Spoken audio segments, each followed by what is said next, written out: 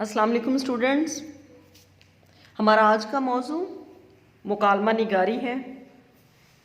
जैसा कि आप लोगों के इल्म में भी है कि इम्तिहानी पर्चे में ये सवाल नंबर 6 होगा। इस सवाल में रुदात या मुकालमा लिखना होता है। चूँकि एक चीज़ लिखना होती है इसलिए दोनों में से एक चीज़ तैयार करें आप, ताकि वक्त और मेहनत बच सके। मुकालमा स्टूडेंट्स निस्बतन आसान होता है, जबकि रुदात पे थोड़ी मेहनत ज़्यादा करना पड़ती है। तो बेहतर तो ये है कि आप मुकालमा पे ही अपना सवाल तैयार करें, ताकि आप ज़्यादा से ज़्यादा नंबर हासिल कर सकें। तो देखते हैं कि मुकालमा जो है किस ज़ुबान का लफ्ज़ है और इसके मायने और मफ़हूम क्या है। मुकालमा अरबी ज़ुबान का लफ्ज़ है जिसके मायने बाहमी गुफ्तगू हम कलामी के हैं। इस्तिलाह में मुकालमा किसको कहते हैं? दो या दो से ज़्यादा अफराद के दरमियान गुफ्तगू को मुकालमा कहते हैं। ये गुफ्तगू आम तौर पर सवाल जवाब की सूरत में होती है। मुकालमा से मुराद क्या है कि आपस में गुफ्तगू करना, आपस की बात करना मुकालमा कहलाता है। मुकालमा लिखते वक्त स्टूडेंट्स चंद बातों को, चंद असूलों को मद्देनज़र रखना ज़रूरी होता है। तो अब हम उन असूलों की तरफ जा रहे हैं जिनको मद्देनज़र रख के आप बेहतरीन मुकालमा लिख सकते हैं। नंबर 1,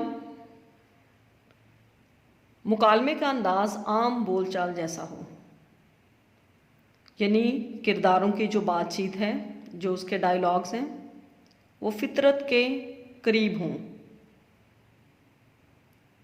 गुफ्तगू में एक तसलसल नज़र आना चाहिए और जो आप मुकालमे में अल्फाज इस्तेमाल करें वो नहायत ही सादा और आम से अल्फाज हों। जैसे हम आम रूटीन में किसी से मिलते हैं, बातचीत करते हैं, गुफ्तगू करते हैं, यानी रोज़मर्रा बोलचाल। और रोज़मर्रा बोलचाल में क्या होता है, कोई बनावट नहीं होती, बिल्कुल मुख्तसर सी हमारी बात होती है और बहुत ज़्यादा तवील बातें भी हम खड़े होकर नहीं करते, हम बैठ के नहीं करते। तो ये आम रोज़मर्रा जो आपकी गुफ्तगू है, अगर उस अंदाज से मुकालमा आप लिखेंगे तो आपका मुकालमा बेहतरीन मुकालमा कहलाएगा। नंबर 2, ज़ुबान शाइस्ता और आम फहम हो।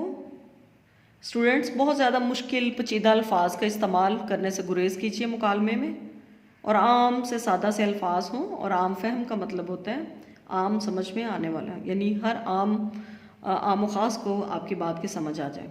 आम फहम, आसानी से समझ में आने वाला। नंबर 3, लहजा बेतकल्लुफ़ाना हो। किसी किस्म का कोई तकल्लुफ़ या बनावट आपकी गुफ्तगू में नज़र ना आए। आपने जब मुकालमा लिखना है तो वो बिल्कुल बेटे गैर जो है वो तकल्लुफ़ाना हो, तकल्लुफ़ ना हो उसमें हरगिज़ हो। तो नंबर 4 पॉइंट जो हमारा है, जुमले मुख्तसर, वाज़े और मौजू के मुताबिक हो। जुमले मुख्तसर, वाज़े और मौजू के मुताबिक हो। एक ख़ास बेटे आपने चीज़ का ख्याल करना है कि जब आप मुकालमा लिखें तो मुकालमा लिखते हुए आप उसमें जो भी डायलॉग, जो भी जुमले लिखेंगे वो आपके मौजू के ऐन मुताबिक हो। अगर आप अपने मौजू से हट के लिखेंगे तो उसकी नेगेटिव मार्किंग होगी, आपको अच्छे नंबर नहीं मिलेंगे। नंबर 5, गुफ्तगू लंबी और उकता देने वाली ना हो, यानी बात आप ऐसे करें कि वो बहुत ज़्यादा तवील ना हो और ऐसी भी बेरंग सी गुफ्तगू ना हो जो उकता देने वाली हो। इस चीज़ का भी मुकालमा लिखते हुए ख़ास ख्याल रखें।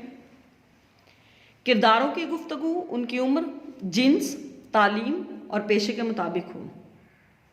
जी तो स्टूडेंट्स, आपने इस पॉइंट का बड़ा ख़ास ख्याल करना है। फ़र्ज़ करें कि एक डॉक्टर और मरीज़ के दरमियान मुकालमा लिखा जा रहा है, तो आपने डॉक्टर का जो मुकालमा लिखना है वो डॉक्टर के हिसाब से लिखना है और मरीज़ का मुकालमा मरीज़ के हिसाब से लिखना है। फ़र्ज़ करें कि आप एक दुकानदार और गाहक के दरमियान मुकालमा लिख रहे हैं, तो दुकानदार की ज़ुबान कैसी होती है, उसका लबो लहजा और उसकी अल्फाज का जो इंतखाब होता है वो कैसा होता है, उसको आपने मलहूज़ खातिर रखते हुए मुकालमा लिखना है। यानी अपने किरदारों के मुताबिक, उनकी उम्र के मुताबिक, उनकी जिन्स के मुताबिक और तालीम और पेशे के मुताबिक आप मुकालमा लिखेंगे। नंबर 7, अशार का मुनासिब हवाला हो। आपके जहन में कोई अच्छा शेर आ जाता है जो आपके मौजू के बिल्कुल मुताबिक हो तो आप उसको शामिल कर सकते हैं। और इसकी आसानी के लिए मैंने 3 अशार बोर्ड पे लिख भी दिए हैं, इनको आप बेटा नोट कर लीजिएगा और याद भी कर लीजिएगा अच्छे तरीके से। और इन तीनों अशार को आप किसी भी मुकालमे में लिख सकती हैं। नंबर 8, मंजर निगारी से इब्तदा कीजिए। जब आपने मुकालमा लिखना शुरू करना है तो मुकालमे का जो आगाज़ होगा वो मंजर से आप कीजिएगा। मुकालमे का आगाज़ और अंजाम दोनों फितरी हों। आगाज़ और अख्ताम पर मंजरनामा छोटी ब्रैकेट में लिखना चाहिए। इसी तरह मुकालमे के दरमियान अगर कोई कैफियत आप लिखना चाहते हैं तो उस कैफियत को बयान करने के लिए भी आप ब्रैकेट का इस्तेमाल करेंगे। नंबर 9, 3 से 4 सफ़ा तक लिखिए। इस रूल को सुनने के बाद आप परेशान हो गए होंगे, ये तो मैम ने बहुत ज़्यादा कह दिया लिखने के लिए। तो बेटे अगर आप 4 सफ़ा तक नहीं लिख सकते आप 3 सफ़ा तक ज़रूर लिखिएगा। हाँ अलबत्ता अगर आप 2 सफ़ात पर मुकालमा लिखेंगी तो आपको फिर नंबर कम दिए जाएंगे, इसलिए कोशिश करें अगर आप 4 सफ़ात का नहीं लिख सकती तो कम अज़ कम आपका 3 सफ़ात का मुकालमा ज़रूर हो। नंबर 10, बार बार एक ही जुमले की तकरार ना हो। इस असूल का बेटा ये मतलब है कि एक ही जुमला बार बार रिपीट मत करें, बार बार एक ही जुमले को मत दोहराएं। नंबर 11, लंबे लंबे मुकालमे लिखने से गुरेज किया जाए, यानी जो आप इसमें डायलॉग लिखेंगे किरदारों की बातचीत उसको बहुत ज़्यादा तवील नहीं लिखेंगे आप, बिल्कुल मुख्तसर सी बात हो। यानी अगर एक फ़र्द बात कर रहा है तो बिल्कुल मुख्तसर हो, फिर दूसरा फ़र्द बात करे वो भी बिल्कुल मुख्तसर हो, यानी बहुत ज़्यादा तवील जुमले नहीं लिखने आपने, तवील जुमले लिखने से गुरेज करना है। मुकालमे का जो हतमी और मुकम्मल एहतमाम किया जाए, मुकालमे का हतमी और मुकम्मल एहतमाम किया जाए। एहतमाम जब आप अपने मुकालमे को वाइंड अप कर रही हो, ख़त्म कर रही हो, तो 2 अफराद के दरमियान जिस मौजू पर बहस हुई है उस मौजू का कोई ना कोई नतीजा भी अखज़ करें। यानी दोनों अफराद ने बातचीत की और दोनों ने दलाइल के साथ अपनी बात करने के बाद किसी एक फ़र्द का जो मुस्बत पहलू है उसको आपने बयान भी ज़रूर करना है लास्ट पे। यानी किसी एक फ़र्द की जो बात है वो आपने मुदल्लल साबित करनी है और उसको मुस्बत अंदाज में बयान करते हुए अपने मुकालमे का आपने इख्तिताम करना है। तो स्टूडेंट निसाबी तकाज़े के मुताबिक मुकालमे जो है वो सिर्फ 2 अफराद के दरमियान होते हैं। मुकालमा मसनूई ना लगे बल्कि 2 अफराद के दरमियान तवील गुफ्तगू के दौरान में किसी मौजू पर किसी एक हिस्से के तौर पर लिखना चाहिए। और एक और चीज़ ध्यान में रखिए कि सवाल में दिए गए मौजू पर बहस के अंदाज में लिखा जाए, इसलिए दोनों किरदार मुतज़ाद सोच रखने वाले हों, यानी दोनों एक ही बात पे एग्री ना हों, दोनों में मुतज़ाद सोच हो।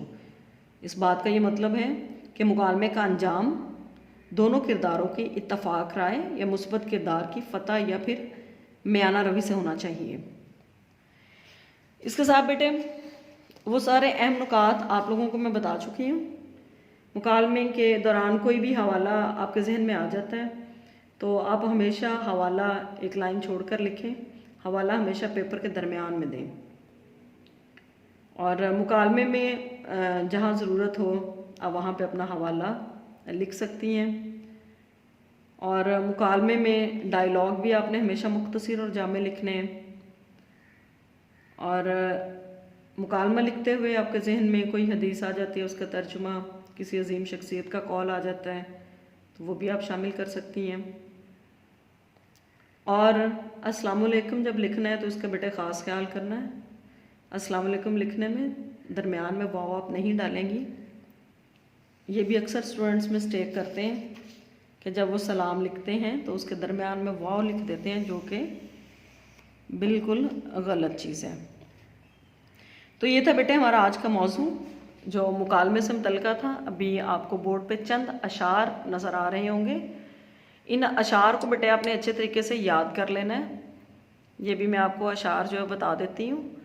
या रब ना वो समझे हैं ना समझेंगे मेरी बात, या रब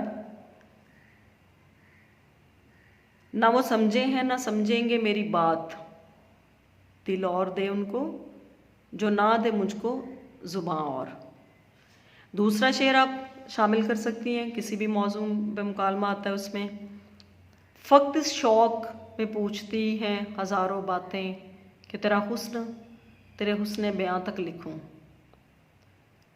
फ़क़्त इस शौक़ से पूछी हैं हज़ारों बातें कि तेरे हुस्न बयां तक लिखूं।